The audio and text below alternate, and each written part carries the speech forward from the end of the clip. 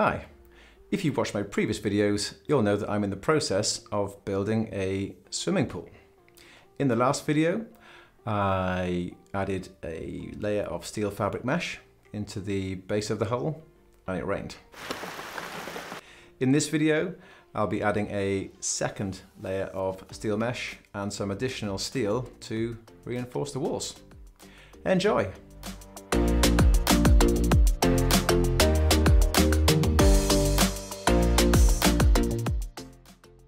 So the next thing that I needed to do was to continue with the steel work. However, there were some other rather important things that I had to get onto, and these were not strictly pool related. The weather has improved, so I was asked to make some of the garden safe for babies and toddlers. This involved adding a picket fence around where the conservatory was, mainly to stop the little ones from diving headfirst 8 foot onto razor sharp rebar and steel mesh. I thought it was a reasonable request, so I did get on with it. I did have some help here again. She is now properly kitted out with her own wheelbarrow. She wasn't very happy when I got that for her birthday, along with some other things. But the wheelbarrow will come in handy, as will a second pair of hands, when I need to break up and move 10 tons of hardcore that was left over from smashing up the walls on the conservatory. The fence did go up fairly quickly, but I must admit it is not my finest work, so I won't be showing you any close-ups of that.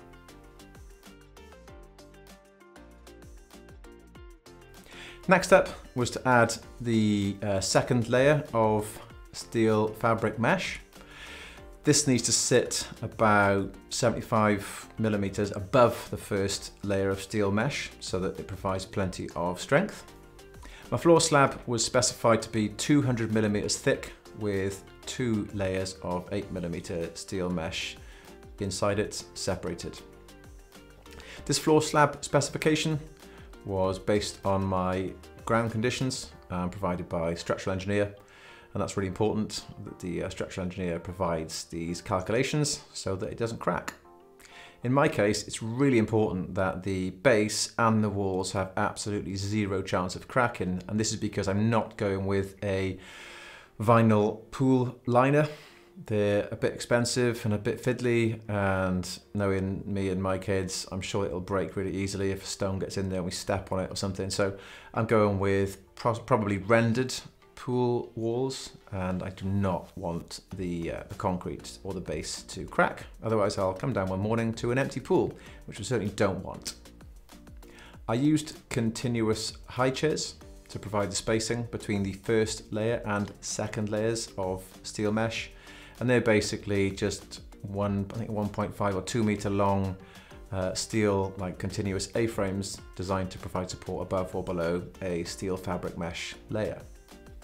I started at one end of the pool, adding the high chairs every 400 millimeters or every 2 squares of mesh. Each continuous high chair needed to be tied to the first layer of steel with a handful of steel ties and the tie-in tool. We got about halfway down, but then I needed to address a bit of a cave-in that happened. Like I said, cave-in. Some clay had fallen into the pool when it rained last time. So yeah, needed to clean that up. This happened because I didn't protect the sides of the hole immediately with a damp-proof membrane layer as the hole was dug. So I had to take a quick break from the steelwork to get the sides of the hole protected. I also noticed that there were some wasps flying around looking to nest in the sides of the hole, which I definitely didn't want. So yeah, definitely a good idea to get the sides of the hole protected. I used the trusty workshop vac to hoover the base. Once that was done, I just used a couple more pieces of the damp-proof membrane, plastic sheet, cut in half right around the remaining 2 sides.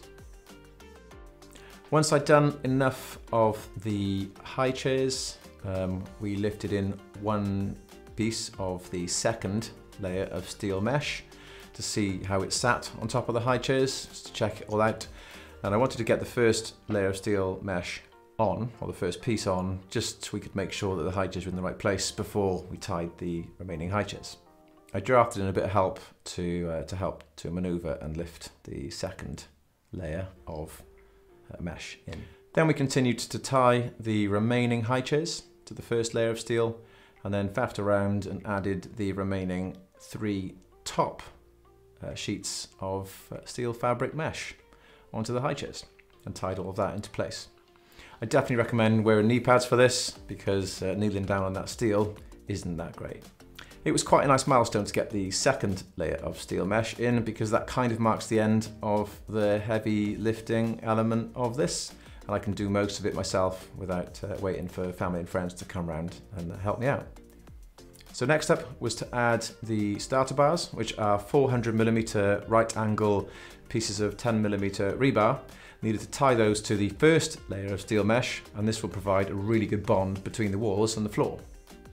This bond is especially important in my case because I'm not going to go with a PVC liner in the pool because they're just a bit expensive. I don't want to faff around with a liner track, and knowing my luck, I'll just get a cheap one and it'll probably just puncture and then it'll float in the pool.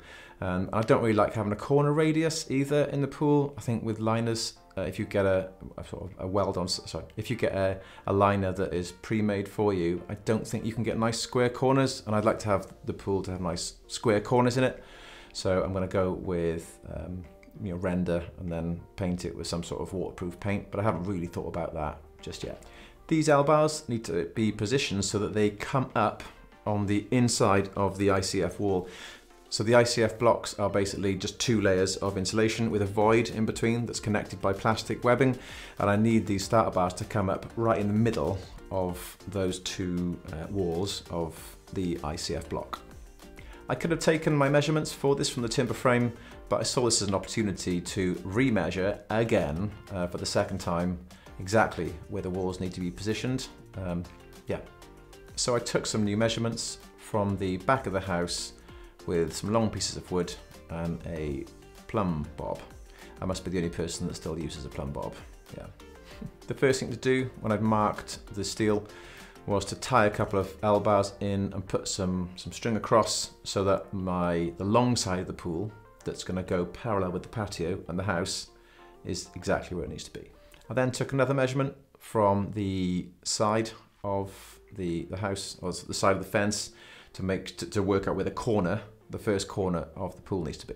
I then measured from this corner all the way down the length of the pool to the other corner on the other end of the pool, and started to just marked all the rebar so I knew exactly where those L-bars need to be on that first side. The second corner L-bar didn't quite align with the steel mesh, so I needed to just tie in another corner so that I could put an L-bar bang on in the corner. I don't think it needs to go bang on in the corner, but the closer the better. Then I needed to get a parallel line so I could mark out the other long side of the pool, so measuring across from the first one. And yeah, guess what? The frog came back. I took a close-up of the frog and then proceeded to try and catch the frog so I could release it a bit further away from the house this time. This frog must have known that he was going to end up on YouTube because he was insistent to just jump out of my hands and sit on the membrane that was on top of the timber frame so that I could get this nice little piece of B-roll.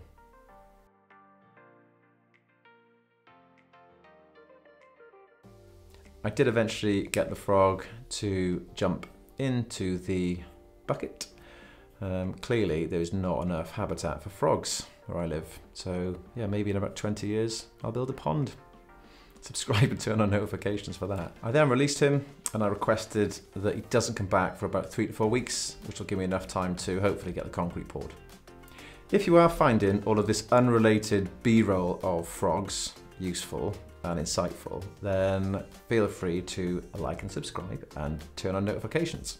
Notifications might be quite good in this case because I don't know when I'm going to put the next video out, because the next video is going to be the concrete pour. So yeah, I'd like to say 2 weeks. I'm trying to do videos every 2 weeks, but I'm not sure. Having 2 kids, trying to build a pool isn't the easiest thing. So yeah, top tip, don't have kids if you want to build a pool quickly. So now that I had my measurements from the second measure, I decided to measure it all again. It's definitely a case of measure 3 times, build pool once. To validate the measurements, I worked out where the L bars need to be within the ICF, and I worked out the length, so all of the L bars in a row down the length, and then all the L bars on a width, and then put that length and width into a calculator on the internet to work out what the diagonal should be from corner to corner. I'm sure my maths teacher wouldn't be too happy about this, but yeah, hopefully he's not watching. Once I was happy that the corner L bars were where they needed to be, I proceeded to start tying the L bars in between all the way around the pool, and there was 122 of them. I did put a board down there to make things a bit more comfortable, and the steel was starting to get really hot, because I think I did this on the hottest day of the year so far. I started in one corner and made my way around the pool in a clockwise direction. The steel was so hot I needed to wear gloves, but this did mean that each L bar was taking about 3 to 4 minutes, and with 122 of them, I needed to make this quicker. So I did remove the gloves, burnt my hands a bit, got rust everywhere, but did manage to get it down to about 1 to 2 minutes. And when you've got 122 of these things to tie, every single bit of efficiency is important. This wasn't a fun process, and it did seem to take forever. So now that the 2 fabric steel layers are in place, as are all the L bars, it was almost time to book the concrete pump and the concrete. There's a few things that I need to figure out before I can book the concrete though. Number 1, I need to work out how I'm going to level the concrete, because when I pour it all into that timber frame, I don't have access to that timber frame anymore to be able to put a bar on it and drag it all the way across to make sure the concrete's level. Yeah, still need to figure that out. I'm not quite sure how I'm going to do that, so if anyone's got any creative suggestions, let me know. I mean, I might put a few timbers widthways across the pool and then screed across those, so I may screed the base in 3 sections, but if anyone's got any suggestions, then yeah, please let me know. The second thing that I need to do is to prepare the shared base, like a timber frame around where the shared base is going to be, so that I can use up any excess concrete that I don't use when I'm pouring the concrete base for the pool. I can use it in the shared base hole. In total, the pool base, the 200mm pool base, is going to consume 6.75 cubic meters of concrete. So I'm just going to order a full 8 cubic meter load of concrete, and I'll pour the excess into the shared base. I've already had a visit from the concrete pump supplier, and they're fairly comfortable. They can just run a line pump, a 3-inch line pump, down the side of the house and pump the base without needing to get like a boom arm that's going to come over the house. I'd like to get the concrete pumped in the next couple of weeks, but having 2 young kids really isn't the thing to do when you're trying to get a pool built. So it might be a bit longer, but yeah, fingers crossed. Before I sign off, I have had some comments around the filtration sanitization system and the plumbing. I've not drawn this out, but I've sort of got it in my head. So I've got a list of the parts that I'm planning on using. So I'm just going to read from my notes here to make sure I don't forget anything. Right, okay, here we go. So for filtration, I'm going to go with the Remora Ep.5 filter set, maybe.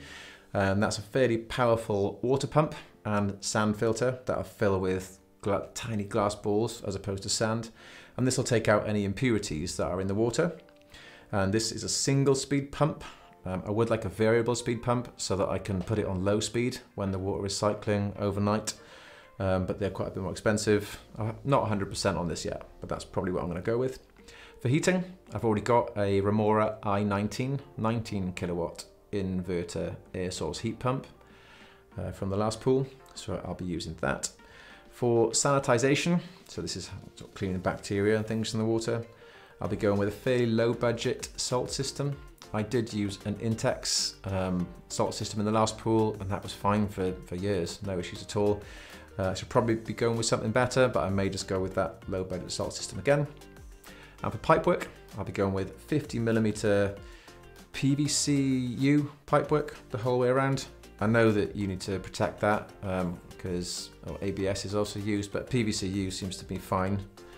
So I'm going to go with the same as last time, 50mm pipework from Boss to UK. I'll be going with a Hayward wide mouth skimmer, just the one. So that's the thing that is kind of like a big rectangle that any debris floating near the surface or on the surface just gets kind of poured into there, and then it gets sucked into the pool system for cleaning. I'll probably have 2 low-level suction points because I've got no main drains on this pool, and that'll just be taking the water out of the pool to run it through the sanitization system, and maybe 2, 3 or 4 return jets to bring that water back into the pool. Yeah, like I said, no main drains. Didn't need this on the last pool. I'll probably be going with a robot cleaner that I just stick in. It's got like a power cable and it'll just clean the base of the pool anyway. But what I'll do is I'll work up a little plumbing diagram, maybe when I'm waiting for the concrete, and put that in the next video. So yeah, that's it for this time round. See you next time.